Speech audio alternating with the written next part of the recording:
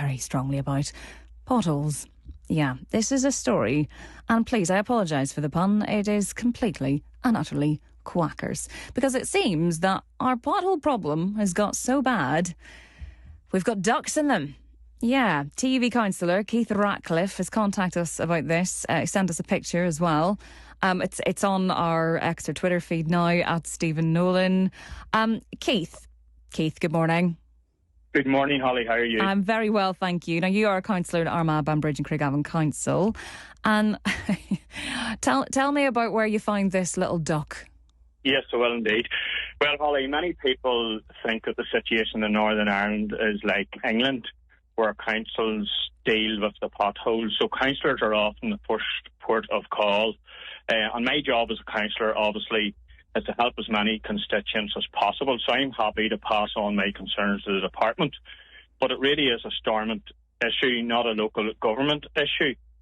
So I've found there's been a massive rise in serious cases, and there's also been a fall in response, unfortunately, from DFI to deal with these.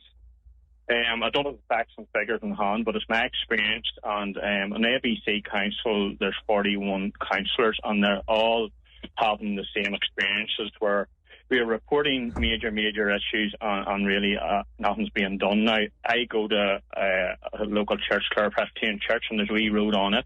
I reported it actually before Christmas. The road was marked out about 8 weeks ago, and now the marks are completely gone and it hasn't been dealt with. But and the potholes are still there? Sorry, yeah. And the potholes are still there. Do you know, the problem is still there, Holly, yeah. But see, this particular issue that I have sent to you, I reported this back in November.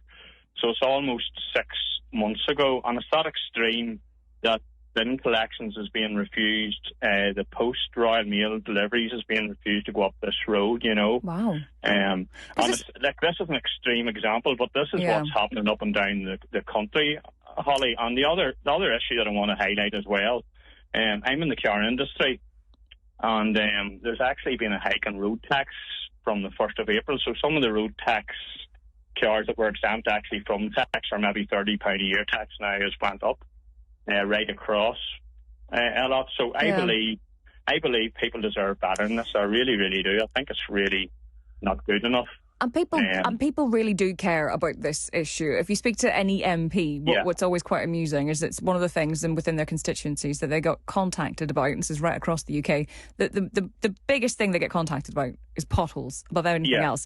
And they always have to say, well, it's actually nothing to do with the MP.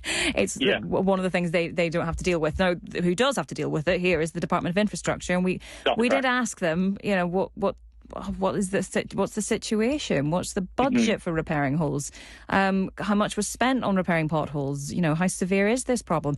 And we haven't heard back. We haven't heard, I'd say, a dicky bird. Haven't heard a duck. Whenever we report something, Holly, it's so frustrating because, you know, whenever that lady contacted me about this issue way back in November, I reported it on the porthole. I had been in contact with different emails and actually phoned one of the officials, and still no comeback. And the other thing is, you know, as elected representatives, we report this, but it's extremely frustrating whenever it isn't being dealt with. And another fear that I have as well is from a health and safety point of view, because with the good weather there a few weeks ago, there was cyclists out and people on motorbikes, and my real fear is that there will be fatalities over this as well.